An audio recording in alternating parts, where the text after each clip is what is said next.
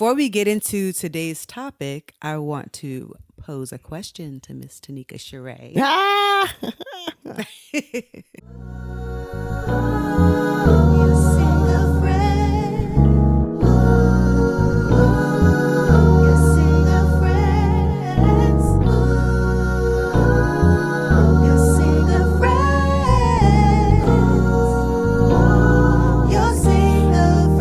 Can you share with us one of your most embarrassing moments on stage? Ooh. Yeah, there's so many.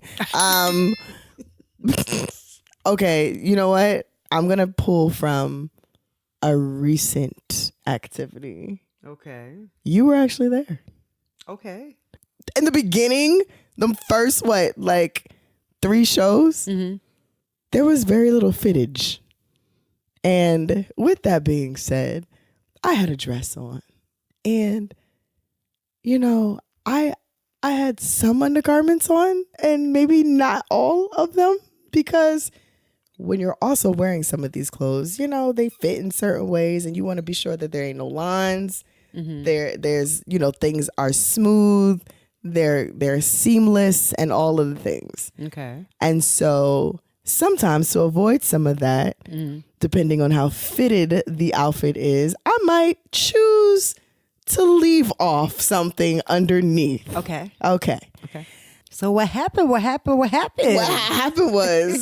that was not the is this the one where you kind of ran off the stage and what did you have on? Look, she picked up on the story right away. It was a dress. Because I'm going to tell you what happened. Was it the jumper? There was something, it was a low back. There was a low back on Yeah, it. but I think it was the dress because I lifted it. I lifted the whole dress and told production, fix it. What? Tanikka. Okay, but listen. With everything out? The sound was bananas. I couldn't hear a You had thing. tights on, you said. I had on tights. It was also dark. I also worked my way into a corner. I didn't know that this was going to be an X-rated episode today. My apologies to everyone. Bruh. Oh my goodness. The person I told him to, the crew I gave it to, Corey, looked at me like I had 75 heads. Rightfully so, but he's supposed to be fixing things in real time. So I'm thinking, he cool. So I'm thinking yo, fix it. He looked at me like, what? He was back there for maybe 22 seconds before he gave up. He literally handed me the pack and was like, you just gonna have to hold it. So essentially after that, I went in the cut after a couple songs. I pulled it up. Lanisha stood in front of me and I just stuck it in the back of my pantyhose. And I'm pretty sure I flashed anywhere between 10 and 12 men. Oh, wow. Okay. Well, embarrassing. Very embarrassing. Hi, I'm Natalie Imani. And I'm Tanikka Charraé. And we are your singer friends. That's right. Still here, still singing, still your friends. Yes. Yes. We've created this space to share everything that we know from our over 20 years of experience as far as singing, performing, being a background vocalist, songwriting. We pretty much do it all. Yeah. And we just want to share everything that we know with you. Yes, why not? Who else to share it with? Yes. The topic is... Dun, dun, dun. Because we need one for this one, for sure. Yeah. Professionalism. Professionalism. Yes. What is it? Why do we need it? Who said it?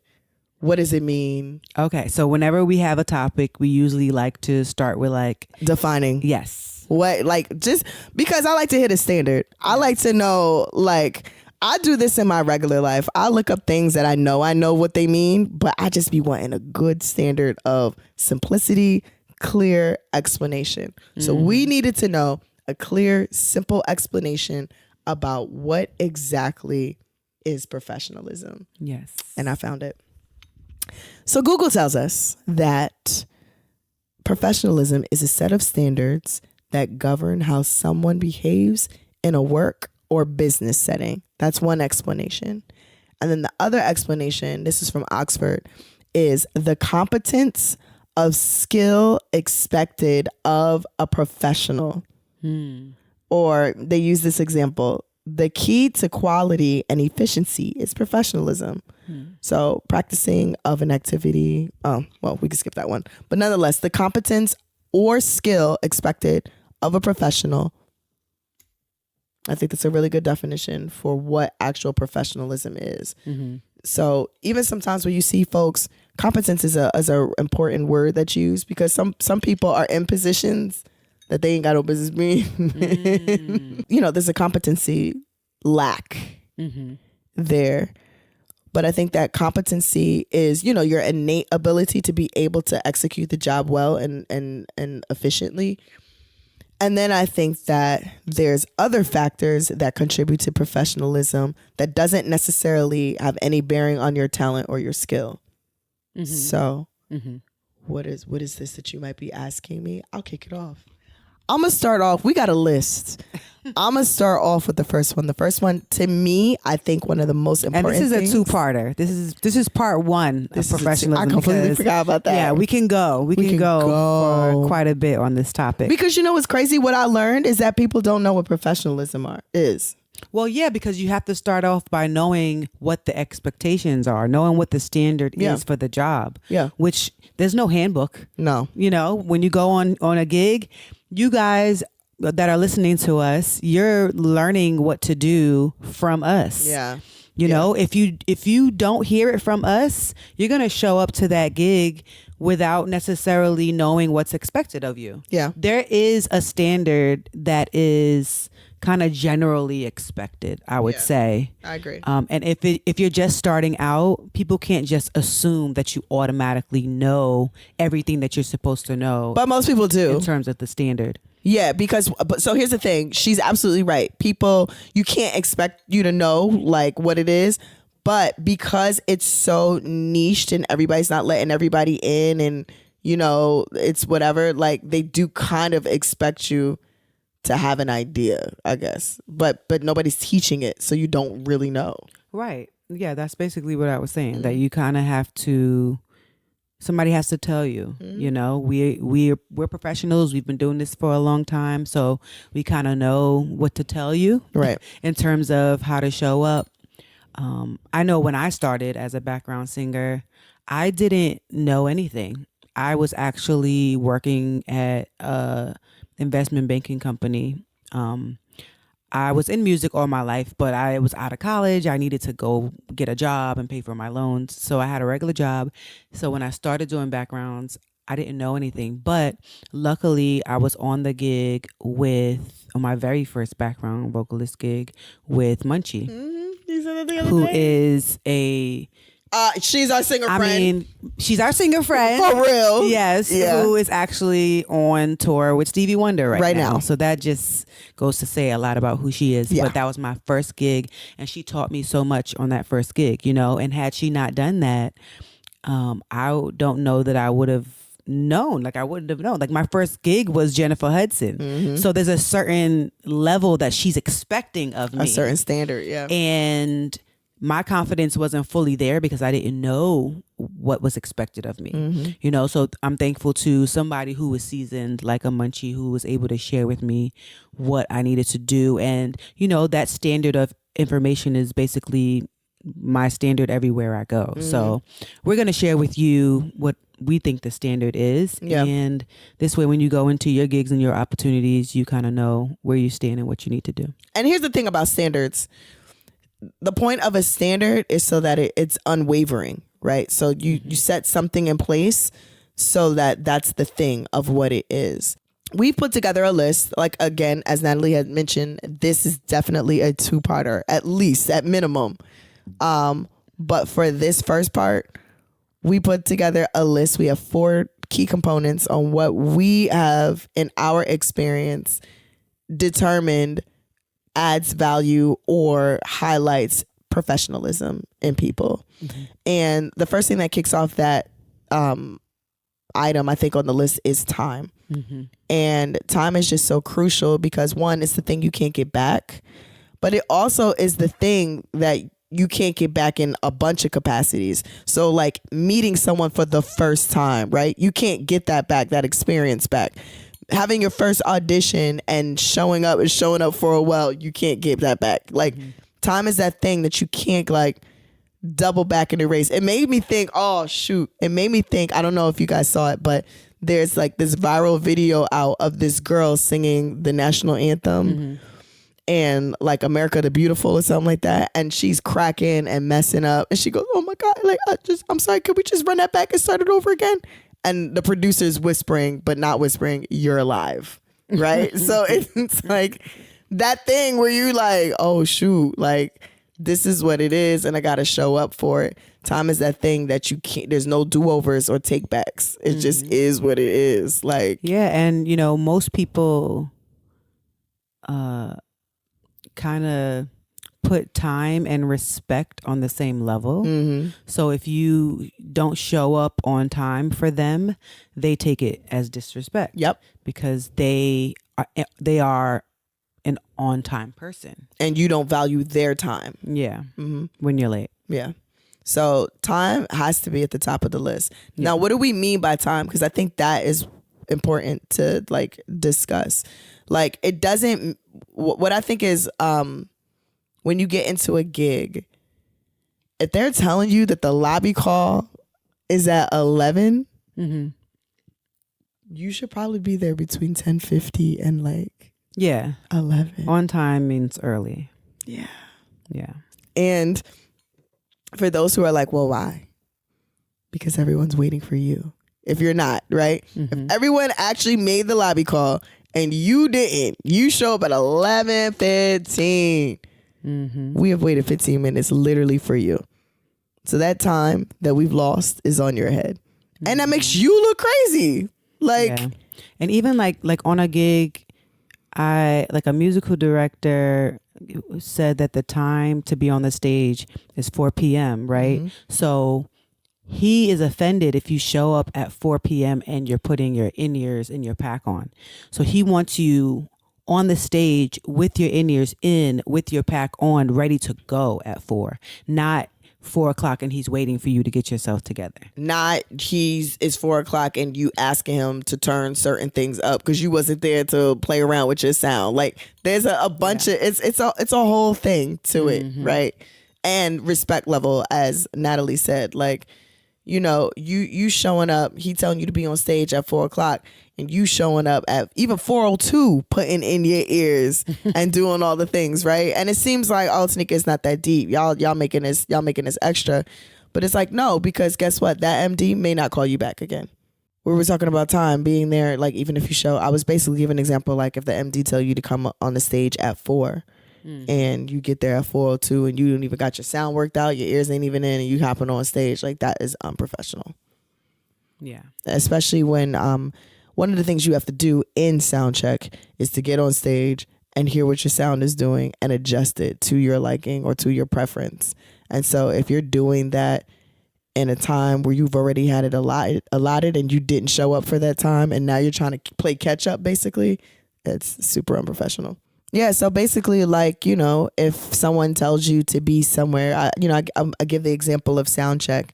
If you're told by your MD to be on stage at 4 o'clock and you're showing up at 4:02, putting in ears, telling the engineer how you want your sound to be, what to adjust, that's not professional. Because not only are you encroaching on someone else's time, you're encroaching actually on the band's time as a whole.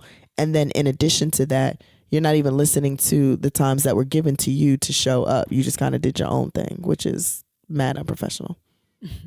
Yeah, I think that's like a small detail that you probably wouldn't know unless somebody told you, in terms of like making sure that you're at the stage at that time with your in-ears in, your pack on, and ready to do your sound check. Yeah. Yeah. Most people like linger in, 4:15 or, but if you want to be 100% professional, I would say to try to get there and be ready to go with, everything set the way you want it at the time that you're supposed to. And even if you're dealing with a camp that's really unprofessional or with a bunch of people that kind of do whatever it is that they want to do, like your professionalism should not be dictated by other people's behavior. That's the point of professionalism. It's really pointing out your integrity. So to be integral is to basically show up and do the job when someone's watching or when they're not. And to be integral is a part of being professional, and it shouldn't be dictated by somebody else's actions. Like that is conditional professionalism, if you will. Yeah, I like you. It's not a. Oh, I mean, Tanikka was late, so why can't I just be late? Like She show up all the time. She come out whenever, all the time, and do da da da da da. Yeah. yeah, like everybody's an individual. Like you're your own individual professional. Yeah.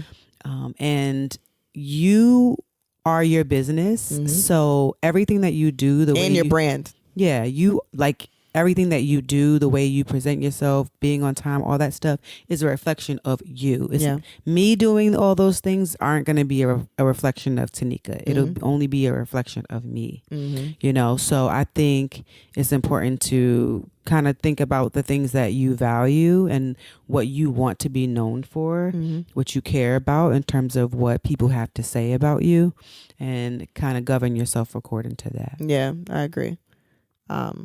I agree. And honestly, adhering to whatever the times or rules are that your production may be giving you, your management may be giving you, like sign up to be professional and then see what happens from there. Meaning, like, don't go in and be like, oh, you know, whatever, everybody's doing the thing, da da da da. It's like, no, still sign up and be professional and then see from there. So what I mean by that is like, say the MD gives me a time of 4:00. I show up at 3:50. I see that the stage is not ready. One, at least the MD has seen me there and knows that I was there. Whomever else has seen me there, they know that I'm there. I'm showing up. I can even pull the engineer to the side and say, hey, my ears sound kind of crazy with this or whatever. I'm seen. I'm where I'm supposed to be. And then from there, the MD could be like, you know, we ain't even ready for y'all yet, so just go back. Or, you know, just hold off for a second, or, you know, you can actually shoot back to the hotel. You just have to actually show up and show and communicate. Communication is important too. We probably should like explore that on the next one. Yeah. But yeah, so time. That's their first one. That's important. I think we both agree that time is like super detrimental. Yeah, that's number one in professionalism. Yeah, being on time. So number 2 that we have on the list is appearance. And listen, we are in a real space, so we're gonna talk real. This is not corporate America. Like, this isn't a corporate America where they've got like a quota to hit, where they've got to hire a certain amount of Asians, a certain amount of blacks, a certain amount of. No, this is a spot that people across the world are vying for, and I mean, you blink too hard, you could lose it. And I'm not trying to make it that fleeting, but the point I'm making is that there are so many folks that want what it is that you actually already do. So you want to kind of just comfortably stay in your place. And because this is the music industry, appearance is a big thing. Now, what am I saying? I'm not shunning anyone that doesn't look like a picture perfect, cookie cutter, whatever that the industry is pretending is a standard. But what I'm saying is that how you carry yourself, how you show up to sound check, how you show up to shows, to meetings, how you show up to after parties, or just how you show up in general, you should show up looking like something. You should. And it doesn't makes a difference in how you treat how people treat you. It truly is. And it sounds terrible because because it is. Like, I mean, treating people how based off of how they look is wild. But it is. But the bigger picture of it is we're literally in the music industry. Anything that has an industry means that there's a business operating underneath it. And it's the music industry. And so while people love your wonderful voice, they also love packages. They want to see it put together. It's so interesting for it to be such a creative space that people be over, like they can't get past imagining what something looks like. They like need to see it in front of them. And so yeah, like that's important. You want to come, you want to show up groomed well, you want to show up looking well, and obviously all of that is super relative, which you want to find out how your artist feels or doesn't feel about like certain looks or whatever, but you're representing yourself. That is the biggest point I think I'm trying to drive home. You're obviously representing the artist. That goes without saying. And this is from a background singer's standpoint, I think, that we're talking of right now. But you also rep yourself. How do you want to rep yourself? How do you want to stand out? How do you want to look? How do you want to appear? How do you want to be? You know what I'm saying? I did a live a while back talking about a lot of this stuff is it's a production. It's a show. So people are looking for the pieces that fill their show and what that looks like and what that means to them. And so you want to be able to get along with that. What did you want to say? I was going to say that, and I was still like toying with the idea in my mind, that sometimes your appearance may need to be tweaked for your opportunity that you're going for. I think you have the ability to decide that you don't want to be someone who tweaks, that you're like, hey, this is my brand. This is what I look like. This is how I show up. Take it or leave it. You do have the option to do that. You can be that way. Or you can say, oh, let me do a little research on the artist and see like what's their vibe, like, and how should I present myself on this opportunity. You know, like for instance, if I'm singing with John Legend, right, the way I dress or style myself might be like a little more clean and classy, like, you know, to compliment him.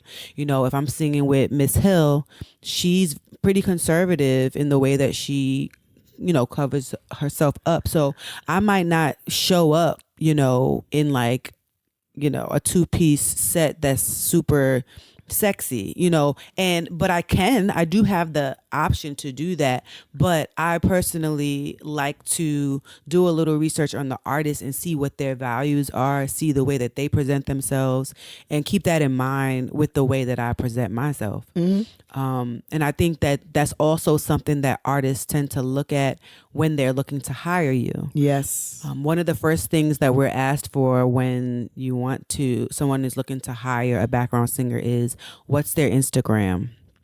So when they go to your Instagram, they're going to look at, what's your style? What do you look like? What do you sound like? So those are like certain things that you want to make sure is on your page. So you want to make sure you're presenting yourself with a nice appearance. You know, you might have an artist who's a rapper, like Doja Cat, looking for singers.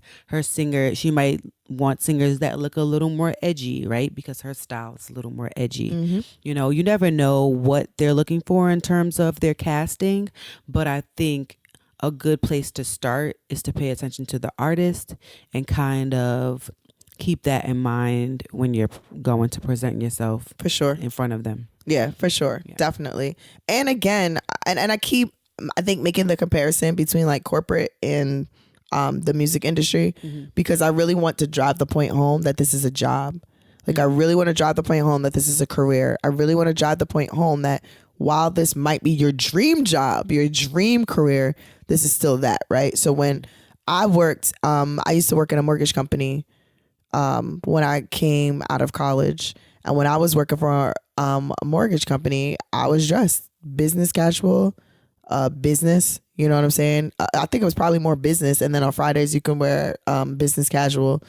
But nonetheless, they're concerned about appearance. In an industry which is centered all around appearance, why would you think yours doesn't count? But we're talking about when you're showing up for sound check, when you're doing airport, when you're doing after show, when you're doing interaction, when you're out in the streets, you know, when you're on Instagram, when you're on tour, like all of these things are being accounted for or being looked at. You're being looked at as an artist, you're being looked at as a background singer, and you want to just be sure that that's a cohesive appearance. And it kind of makes you memorable. Yeah. You know, I did a gig not too long ago with John Legend. It's me, two, aka Shanice, and Karen Porter. we're his background singers, so we're in sound check, and we're all pretty stylish, so we're up there, looking cute or whatever. After the gig, I'm being introduced to Tank from Tank and the Bangers for the first time, and the first thing she said to us was like, "Oh, I saw y'all up there during sound check, and y'all all was looking so cute." Bam. So it's like, bam. You never know who's looking. We didn't even know. We didn't know she was or anybody was around. We're just looking cute because that's what we do. Period. Yeah, and if our makeup's not done, we probably got shades on, just to make ourselves look a little more presentable. But said all that to say that you never know who's watching, and in the way that you look, the way that you dress, the way that you present yourself, people are watching and paying attention, and they remember that. They might say oh my gosh, they looked really cute. I like how they dress. I want them to come, sing with me for such and such. You never know where your next opportunity could be. So you always want to make sure that you're presenting yourself in the best way that you can. Absolutely. And I think that brings us to the third point, which is interaction with others, because both of those, that actually segues well, and this actually is funny because it makes me think of my clothing line. But we talked about the outside and how you should carry yourself and what that looks like. But also, how do you act with other people?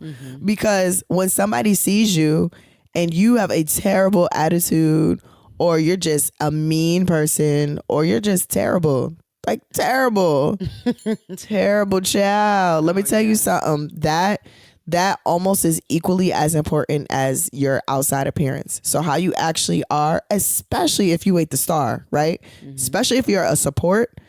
Nobody is checking for some support and background singers that is just completely misguided by their position. Yes. Yeah.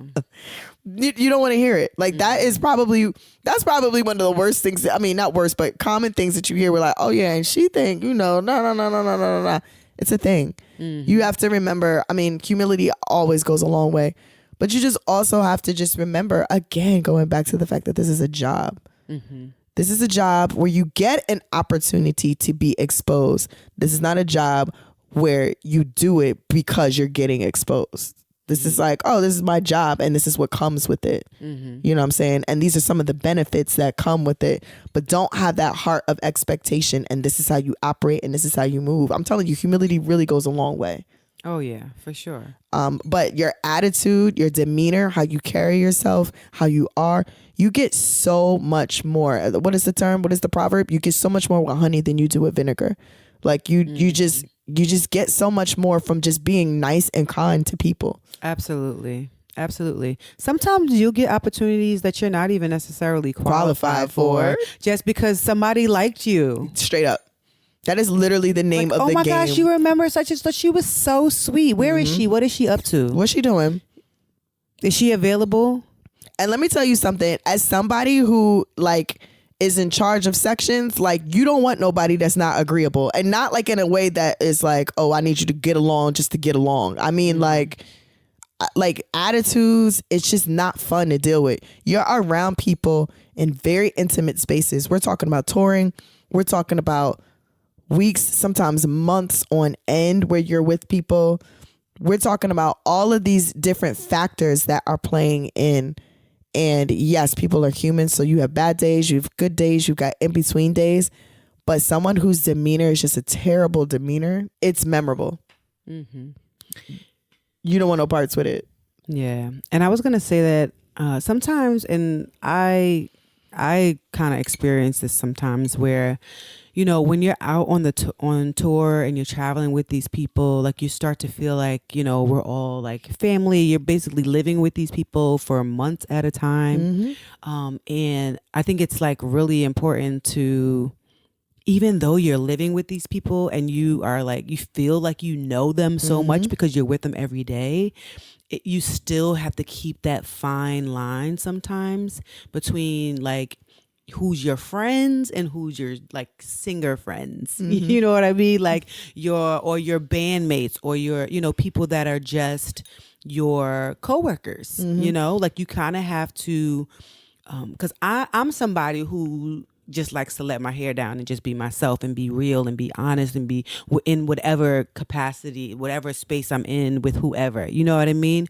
But I've experienced sometimes, just to be, completely honest, where I felt like, man, maybe I said too much, or yeah. So there's like a fine line that you kind of have to create between, like, this is work, even though you're on tour and you're on the road with these people 24/7, like this, and you start to really feel like this is your family. Yeah, straight up. And a lot of times, a lot of them are become rather.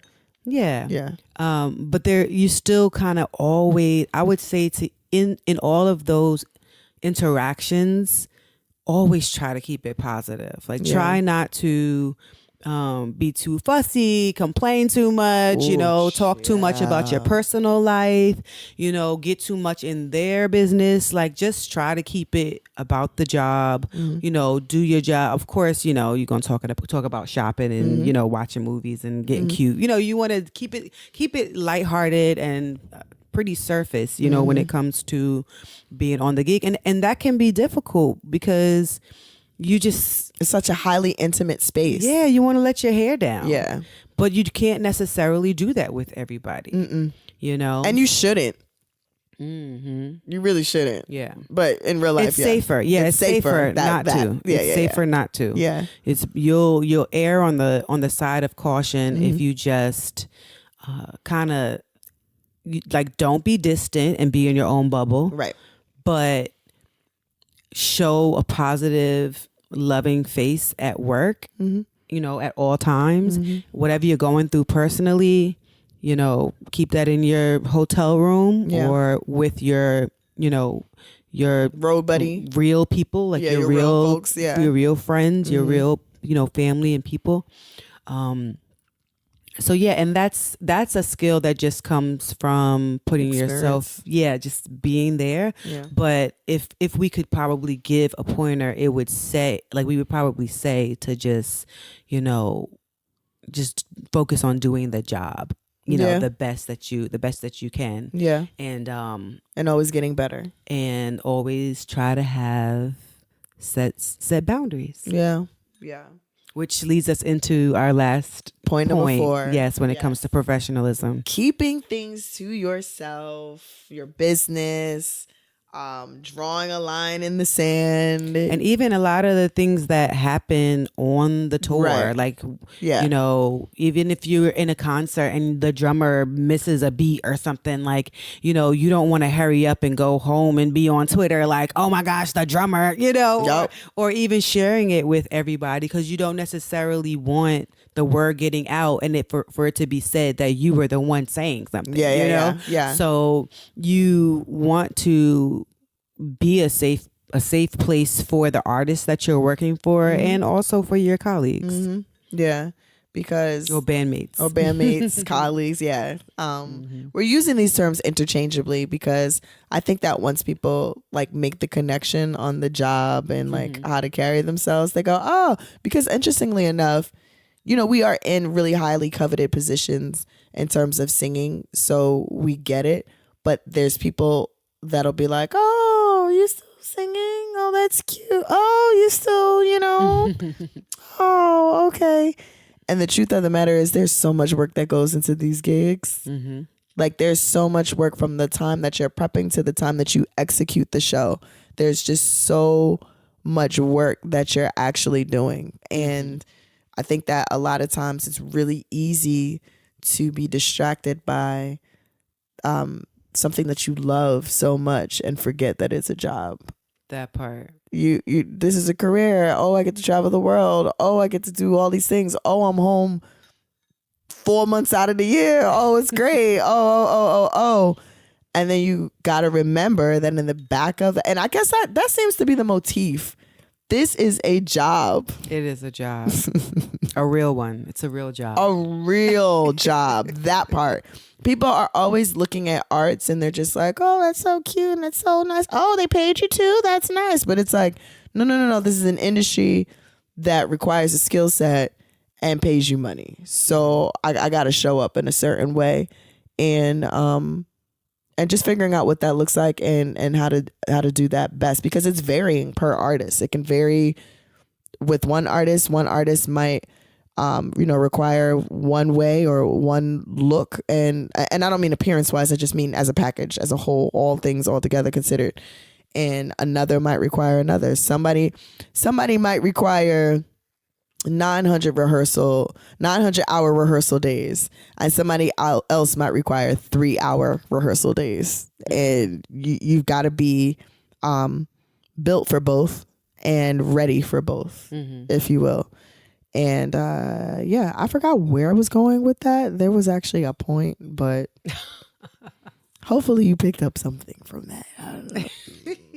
This is our singer pup. He's our mascot. Yes, and he sings too. That's why he's the mascot. Yes, his Instagram is Bear on the Beats. If you want to go and hear him sing, you might see him pop into our podcast every now and then because he loves to cuddle. Mm-hmm. And he's here. He's been here. Yeah, right, Bear? Right, Bear? Yeah, a lot of times with artists, you don't necessarily get like a physical NDA where you're like signing something and saying you're not allowed to do any of these things. Right. So there are like certain things that I would say the number one thing to do is to keep their business and your bandmates' business to yourself. You don't want to, be on tour with this person and then you're on a podcast, talking about everything you went through on tour. That wouldn't be professional at all. I mean, so yeah, no, not like that. Like, let me tell you about the guitar player. Yeah, that's a very quick way to not to like not be hired again. Very quick. So you definitely want to be a safe place for the artists that you're working with, and also for your bandmates and people that you have around you.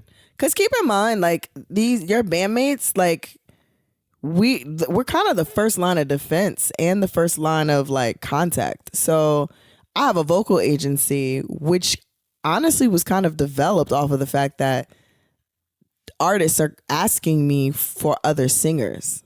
So somebody might look at me and be like, she's just a singer, whatever, I don't care.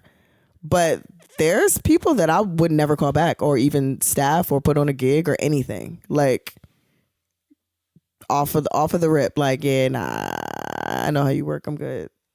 Yeah. My name ain't finna be dragged. Yes. So, your name is everything. Like, I don't think we could draw that point home like hard enough that your brand and your name is everything. Because once people start to like get an affiliation with your name, positive or negative, like that's what's gonna be your callback. That's what's gonna be in your phone. That's what's gonna be in your messages. That type of, however you present it, is that type of client that's gonna show up. So if you got a reputation for being unprofessional, for being whatever, and I don't care if you're a great singer. There's plenty of great singers out there. I mean forward singers that people don't want to work with because they're not easily to get along with. Yeah. I mean, like we said before, you'll get a lot of opportunities for being sweet, even if you're not qualified, So if you have the best of both, like you're gifted, talented, professional, you're on time, you keep people's business to yourself, you know how to show up, looking good, if you go down this list that we shared with you, and you know how to show up and just be kind and friendly with everybody, you'll have a long career. People call you back and want you around. And in an authentic way, because it's one thing to be nice and not really be nice, you know what I'm saying? But that could be felt. People know, they see. And they also see how you treat people, other people. You might be nice to me because what you think I could do for you, but I see how you treat the people in catering, or I see how you treat the people in hospitality, or I see how you treat the crew. You know what I mean? Like, that's telling. That's the telltale. Yeah. You are always going to be nice to me. You're always going to be nice to the MD. You're always going to be nice to the artist. Yeah. But the people who don't count, or you don't think I'm paying attention to, or you don't think that's worth treating like an actual person or nicely, and I catch that or I see that, nah, bruh, that's telling of your heart. Like, it's telling of how you actually are. So you want to be a solid individual. We need to touch on that, like, for real. So I can't wait for part 2. We'll save it. Stay tuned, everybody. I cannot wait. Thank you guys so much for tuning in. Yes. I am Tanikka Charraé. I'm Natalie Imani. And we are your singer friends. Thank you for watching our show. See you next time. Love you guys. Peace.